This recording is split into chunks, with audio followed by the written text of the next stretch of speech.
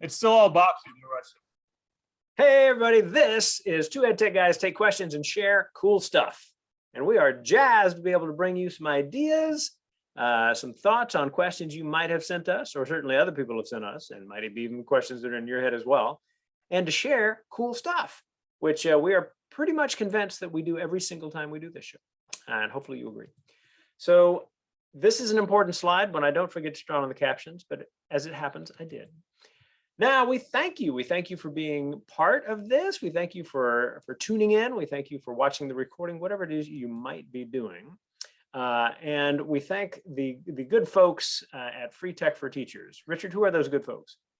It's me. The good folks are me and the people that I argue with, which are also me here in my office, in my barn. Yeah, freetechforteachers.com. I've been doing it now for 15 years, almost 15 years, 17,000 blog posts, and check it out for all kinds of interesting things. And you crossed the 17,000 mark? Yeah, wow. somewhere in the last, I don't know, month or so, I passed 17,000 blog posts. So I'd say that's wonderful. And I'd also say better you than me. Yeah, and it's actually created a bit of a problem because it's become too big a file to download all in one go. And so I have to split it, which is actually kind of tricky. And I have to do it at night so that we can still watch Netflix. Gotcha. So for those of you out there who are like, what just happened?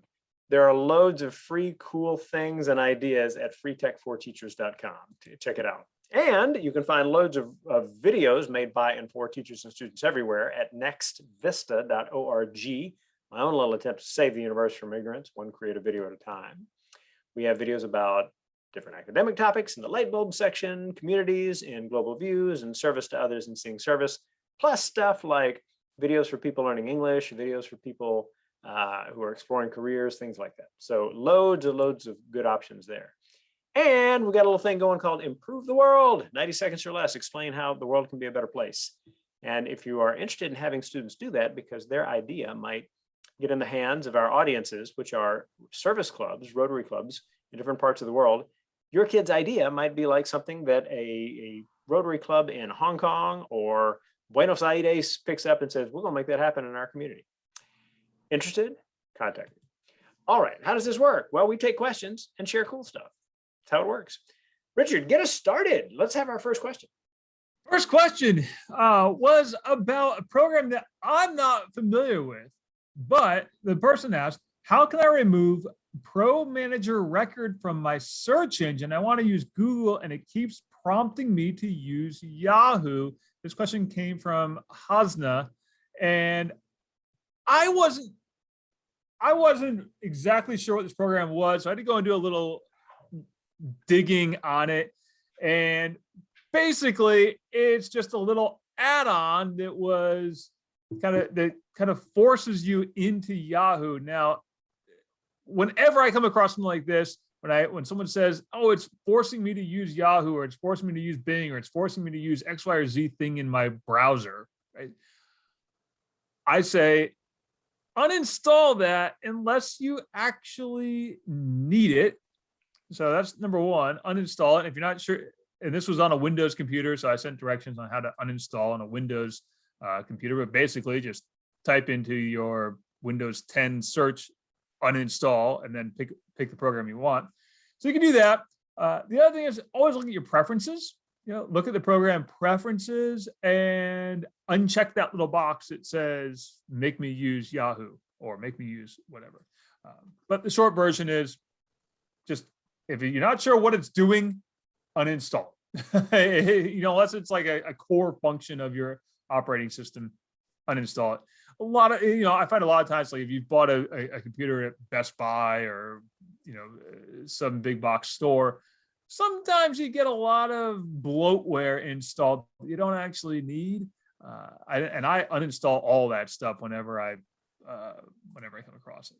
So. I'll give that a big amen. And I will say that while there are certainly some reputable programs that do try to get you to do that, there's some good antivirus stuff, for example, that'll be like, hey, do you want to do this? But they ask you going in, Generally speaking, I'm kind of thinking that if someone tells me, "Hey, change your thing to this," or far worse, if they make you do it, just get rid of it. Get rid of it right away. Yeah. Keep going. What's the next question? So next question. All right, this one, it's kind of a longer one. Let's try to cut it down. Basically, this person is on a hunt for good apps or websites she can link on Seesaw that will give students targeted math and letter practice. Currently has Starfall and PBS Kids with letter and math related practice games. And has tried Laleo, but that requires them to sign in, and she needs something they can manage themselves since the iPads are on small group rotations. So my quick response before I read the whole question was I was going to say PBS Kids, but that's right there. The other one is ABC, which is now actually owned by IXL. But you can still use ABC independently of IXL. Last I checked was yesterday morning. So you can check that. I would check out ABC and Rushton. You had a couple of things as well, including a couple links. Yeah. And I'm having to do a couple of little shifts to kind of get to where I want to be on this. But I would say that there are some people you need to check out. First, Susan Stewart, who is a wildly talented early years teacher and tech guru, and you can find her via this hashtag K2CAN2. So K2CANTOO, and do that search like in Twitter and some other settings and all, and you'll find a lot of good material for kind of tech possibilities for the young crowd. Additionally, there's also the work of Ben Cogswell, and I'll put a link, a YouTube link in the chat, which is actually a thing that Susan Stewart and I did with Ben Cogswell about different different possibilities for using tech early years. So good stuff there. And just to be like so friendly that I'm adding yet another thing. This is going to be a big old ugly link. Get ready. This is the links page for the thing that I did with Susan and Ben. And so that's got some great resources there as well. Feel free to give that a look and contact Ben or Stuart and tell them we sent you. Yeah, and I just put Ben's Twitter link, Twitter profile in the chat, as well as a link to a predefined search for K2CAN2. So check that out. Cool. Ready for the next question, Rushton? Go for it. All right. So the next one, we have student technology leadership program competitions using a variety of tech tools. These are a few areas that I'm looking to assist with projects for kids. I've looked at different applications, but not really having great success. So number one is, this is Tammy who sent us a big list of things here: photography, animation, 3D design, and augmented reality. So let's take it right from the top. For photography and manipulating images, one of the tools that I like is Canva's photo editing tools is one place to start. And also Adobe Express, formerly known as Adobe Spark, is a good place to do some touch up of images. You had another idea though, Rushton? You'll say Google Drawings. Not quite as simple as Adobe Express, but it does give you the power to do a lot of cool things. So Google Drawings is an option. Yeah. For animations, depending on the kind of animation you're looking to do, or I should say the depth of the animation that you're trying to do, you can use something as simple as brush.ninja, which I'm sure I've mentioned on this program before, where it's completely free. You can just go in and start drawing different frames and it'll play it back at whatever speed you like. Another animation option is to do a common craft style animation by just using PowerPoint or Google Slides transitions with some clip art and do a voiceover while you record it using a screencasting tool. You can do that for animation. And Canva, again, I'll mention, has a video editor where you can use some of their pre-made animations and mix and match some of their pre-made animations to make your own animated video. So there's that. What do you think? So I would actually not add anything in terms of the animations. I mean, like All right. this is something I haven't spent a lot of time with recently. So let's go down to a third bit there. All right, 3D design. Why don't you take both of these, 3D design and augmented reality? I know you've got ideas from both, Rushton. Not the 3D design actually. For AR, you do. All right, take the AR one. The AR one, I would say that check out the material that is shared at Ready Learner 1. So Ready Learner 1 is some really kind of cool people, kind of getting new possibilities for AR and VR out in front of educators and not just the education space. But they've done a lot of stuff exploring those options. And so I encourage you to take a look at readylearner.1 and to learn more about what Jesse and Micah and team are doing there. That's pretty cool. Yeah. And for the 3D design piece, Tammy had mentioned Tinkercad and CodeSpaces, which are both tools that I would mention as well. It depends on what you mean by 3D design, what you're trying to do with the 3D design. If you're talking about 3D printing or just making digital 3D designs, there's a little bit of a difference there. But Tinkercad is one that I really would spend some time investigating. I used it with my own students the last couple of years because kids can really mess up digitally without you having to worry about printing, right? Like they can make a zillion prototypes in Tinkercad before you ever print anything. So if you're on a budget for printing something as a 3D printer, Tinkercad is a great place to do all of that tinkering.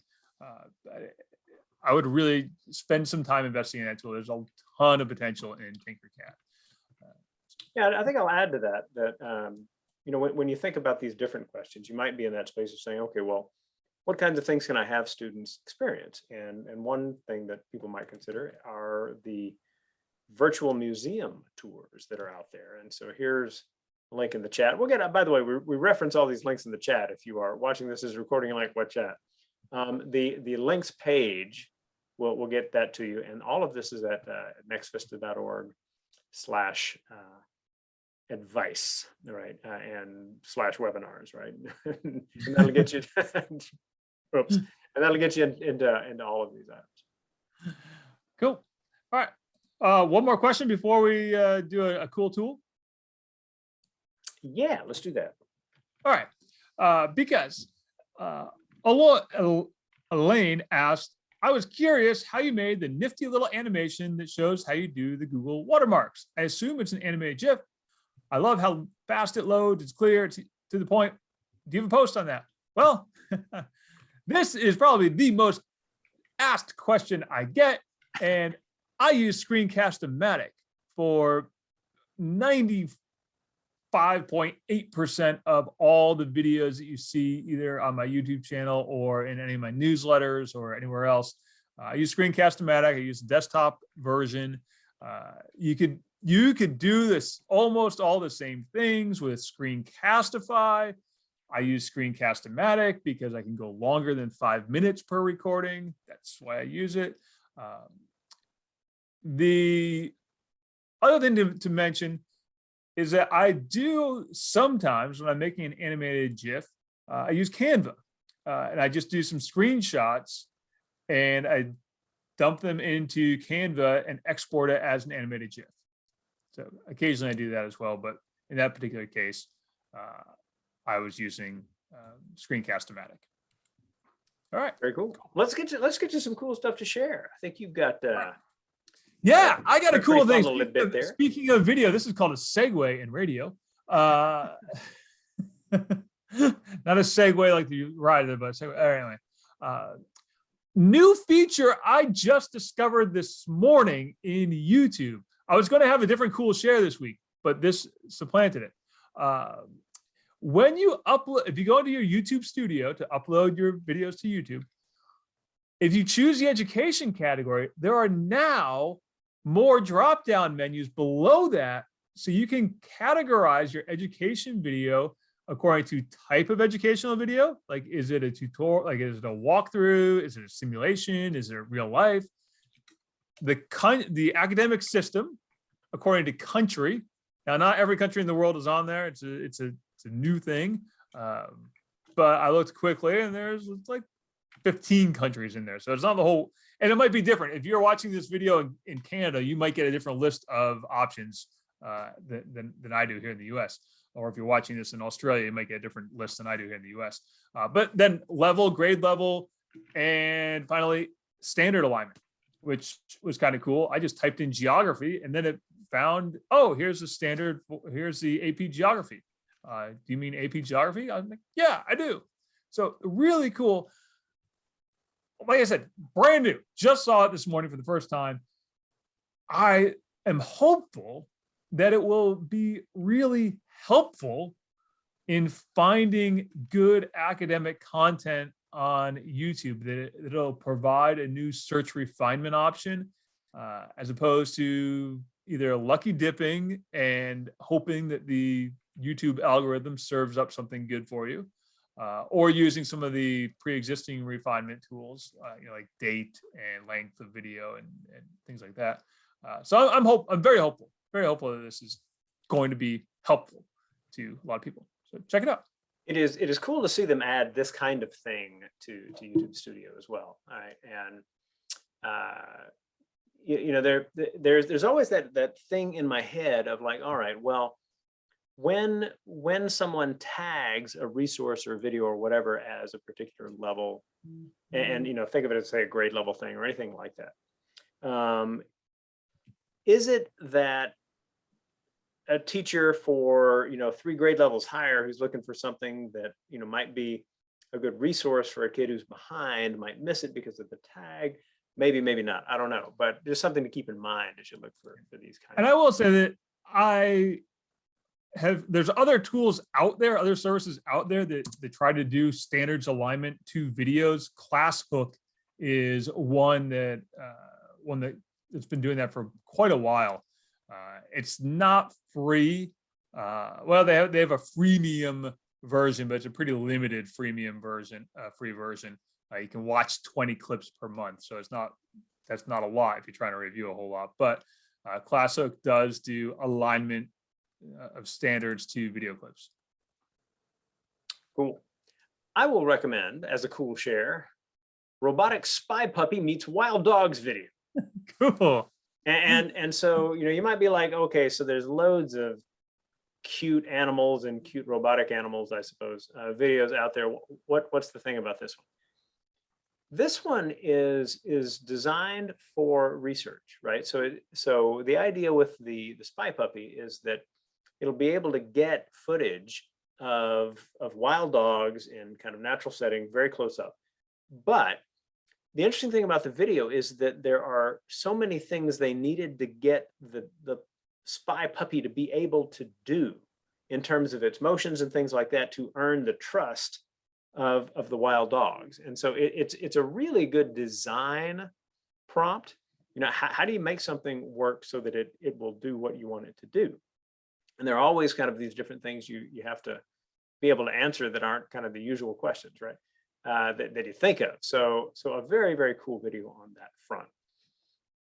Definitely worth a watch. I'll get that link up there as well. Well, we'll just kind of call that up there. That's not actually right. See, there you go. And that's going to get us flagged for copyright. Don't you know it? So at any rate, boom, there's the link. I'll get it where I want it to go. And that gets us to the next set of questions. So bring it on. Next set of questions. Oh, speaking of copyright, hey, Rushton, how about this one? What would you suggest for citing with Google document citations with images? So this is a question from Chris referencing the built-in citation tool in Google Docs. Mhm, mhm. The updated version, you can type in the source itself or link to the source itself, but it's a little bit, well, let's say it's a little bit wonky or a little bit touchy. It doesn't always match up with to everything that you have. For example, when you go to add citation source, it gives you the choices of book section, website, journal article, newspaper, film, TV series, TV episode, or miscellaneous, right? So I'd put an image in under miscellaneous, and then it tells you, was it a printed picture, a website, an online picture, an online database, or did you physically access that thing?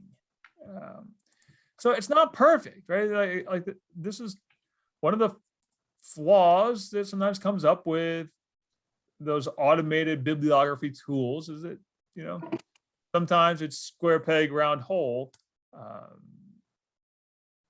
But if you want to use the built-in tool in Google, I would put it under miscellaneous and then pick, was it a physical or digital option? So in looking at this, and first of all, just one of those questions, because it seems that every time we record one of these programs, the city moves like some device out in front of my house that's designed to crush a vehicle into the space of about a square foot, right? And there's a side of me that's sort of like, what? Yeah, looks intense. Anyway, hopefully you can hear me just fine. We hear you fine. Awesome. All right, and so thinking about citations for a minute, I want to speak to this. We, in trying to teach kids citations, that often goes from we don't talk about citations at all to here's how you do MLA, which I would contend teaches kids to hate citations, right? We're marking them off because they didn't get the semicolon in the right place or something brutal like that. The idea with a citation is, right, recognize the person whose work it is or the entity whose work it is and provide a path back so that you can learn more about it if you want, right? I think that's the basic idea of the citation. Now, if you are doing college level research papers, then knowing MLA and U Chicago and APA and all these, okay, that makes sense. But if you're teaching 7th graders how to show that they didn't just pull anything off the internet, that's a different issue. So I am a big fan of Creative Commons stuff, right? This is stuff that's been put online with the message that you can use this for free, but and then there's a couple of little rules. So there's a few flavors of it. So they are by, all right, which means you have to have an attribution, you have to cite your source, right? NC, all right, non-commercial uses only. SA share alike, as in don't change the particular license you chose. So if it's a by SA license, you don't change that. ND is no derivatives, can't make any changes to it. So there's several combinations of these that you get. There's always going to be the by, always. And then it could be this with this, or this with this, or this with this, or this with either of these two that way, but these two are exclusive, if that makes sense. So the basic idea is just like, okay, get a very simple piece in there. But the Creative Commons license comes down to this. You are identifying the name of the work, right? The entity responsible for it, the site, and the nature of the license. So it's good to go from ignoring the fact that kids don't provide citations to having at least these first 3. And at some point, you want them to get a sense of what's going on with this 4th one as well, if you're really interested in getting them properly prepped for higher level work at a time when you're not also teaching them to learn to hate what they're doing. I will step off my pulpit on that. Well, speaking of hate, that was prompted by the fact that I wrote a blog post and made a little video about how to use that citation tool in Google Docs. And anytime I do anything like that, whether it's Google Docs or how to use there's a citation tool built into Microsoft Word now, or any of the various third-party add-ons, I always get at least a handful of hate mail from people saying, no, kids need to learn how to do every nuance of APA or every nuance of MLA, because if they don't learn it by the time they're 12, they're never going to know it. Like, no, like I didn't learn it until I went to freshman comp and I had to buy a $38 paperback book and follow that prompt in 1997, right? Like that's, and I think I turned out okay, right?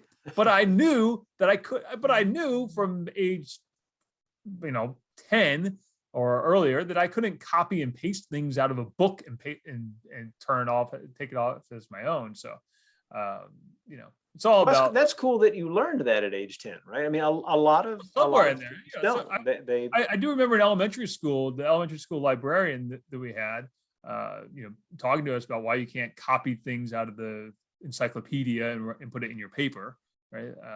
Somewhere in the 4th to 5th grade area, I learned that. I'm such a pack rat that I have somewhere I still have my freshman comp book from now 25 years ago. I think it's over there on that bookshelf. I was going to grab it over here, but it's over there. Anyway, so let's move on. Is this related to why you have a barn? No. Yes and no. We don't have enough time for that. Then he said, forcing a segue, that brings us to the next question. Then that brings us to our last question here, which came from Morgan, who has been doing a kind of a cool thing, but needs a little help. We've been using Vocaroo to record Christmas messages to parents, but we were disappointed to find out that the Vocaroo QR codes get deleted after 3 months. So the QR code with the precious Christmas message won't work year after year. I suppose it's because it's all housed on Vocaroo's site. Can you tell me if Moat QR codes expire after a period of time? My only other workaround would be to record in Seesaw and get a QR code there. I would guess QR codes are not the best keepsake for a variety of reasons. We just thought it would be neat for parents to hear the kids' voices over the years. So yeah, I've got a couple of quick comments about this. Number one, when my first daughter was born, Tony Vincent, friend of the program, friend of ours, gave me some great advice, probably the best unsolicited advice I ever got about parenting, which was record your kids making noises, like, because you're gonna, they're gonna go up so fast, you're gonna miss that. And so thanks, Tony. I did that, and I have all these videos of my kids doing these cute little sounds that they don't make anymore because now they're much bigger. But anyway, to the point that Morgan had, what I would do, download that Vocaroo download that Vocaroo message, that MP3 recording that Vocaroo creates for you. Download it, put it into Google Drive or put it into OneDrive if you're a Microsoft school, either one, and then create a QR code to that file, right? Because if you publish the Google Drive file as view only, or you publish the OneDrive file for public viewing, you can create a QR code for that link, and then people can just boom, scan that QR code, and they'll have that file for as long as you keep your Google Drive account or your OneDrive account active. That's the workaround I would do. The problem you're going to run into with Moat, I believe, don't quote me on this, but I believe what you're going to run into is that you're not going to have enough storage space for all the kids in your own teacher account. Now, I guess that depends on how many kids you're talking about, but Moat does limit it to, I think, 20 free recordings per month. So, if you're talking about trying to do this all at Christmas time with more than 20 kids, you're going to run out of space, or you're going to buy, or upgrade to a paid account. So that's what I would try. I'll add that SpeakPipe is an interesting tool for getting an audio and getting something that you can then have available via link and download. SpeakPipe.com. There are free tools at SpeakPipe. Just make sure you're focusing on the fact that you're using the free ones. Otherwise, you may inadvertently purchase something before you really get to know the tool. Once you get to know the tool, you might want to purchase it, and that's fine. But get to know it first. And then I would say, just for Morgan's question, that if you have a really good piece of audio and you're not sure that you're going to continue to have that piece of audio for any number of reasons, work it into a video that you have as unlisted or private in YouTube. That stuff seems to stick around forever. Yeah. And so, the difference is, if it's unlisted, it's easy to get out to people because you just send the link. Of course, that means that they can share it with other people, and other people can then hear it as well, which you may not want. In which case, you really should have gone with private, which means only people logged into the accounts you've identified as a collaborator or a shared piece will be able to see it. So there we go. That represents our questions for the week, or for the episode, better way to put it. For the episode. And several things that we want to finish off with that we'll tell you about. There are all kinds of cool things out there, such as the opportunity in Rushton's monthly newsletter to win a Starbucks card, because it is more fun to give away a Starbucks card and not need to than to need to and not give one away. I've written some books, which if you follow the links in the emailing you'll get, which everyone gets who registers, then you can come and take a look at these if you like. We have this week's NVIV, Next Vista Inspiring video. Man, it's a cool one too. This guy in the middle is a guy from the Philippines, called a farmer's son, right? And he was a farmer's son. And he ended up becoming the guy that designed the chipset that's in most of the world's computers. And his story is a story. Thanks, Pat. Awesome. His story is a story that he regularly encountered these moments of like, oh my God, everybody else here seems so smart, and it's intimidating. And how do I? So here's this wildly accomplished guy who regularly, had imposter syndrome, and yet, right? So it's the kind of thing that I think is pretty useful for a lot of kids as a message to get there. Speaking of useful, there is the Practical EdTech Handbook. Richard, talk to us about that. Yeah, 70 pages of some of my favorite EdTech tools and techniques. You can get a copy of it at practicaledtech.com/weekly-newsletter, which comes out every Sunday night. You can check that out. I also have a new ebook called 50 Tech Tuesday Tips. If you're a tech coach, tech and media specialist, curriculum coach, anyone who gets asked at the last minute, hey, can you put on a tech workshop for us, on Tuesday afternoon? This is it. This is what you need. Check that out. Even if it's a different afternoon, this would be valuable to you. Even if it's a Wednesday or a Thursday, or heaven forbid, a Friday afternoon. Yes. No one wants a PD session on a Friday afternoon. You can check out my YouTube channel. I crossed over 40,000 subscribers this week. So hey, congratulations. Cool. That's cool. Thanks. And I've got 1,000-something videos detailing all kinds of stuff, including all the tools we've mentioned today. I've got videos about. Awesome. Check it out. Our next episode will be a month from today, actually 4 weeks from today, exactly, given the length of February, month of love and Black history and other cool things, right? And so we'll look forward to seeing you on March 10th. All right, feel free to join in. And if you want to send us some questions, just go to nextvista.org/contact, and you can send them in that way. Richard has a number of different channels for questions as well, and we hope that you will avail yourselves of what he makes available. So with that, we want to thank you for joining us today, and that hopefully you will find all sorts of cool things to share as you talk with your colleagues as you work to inspire kiddos.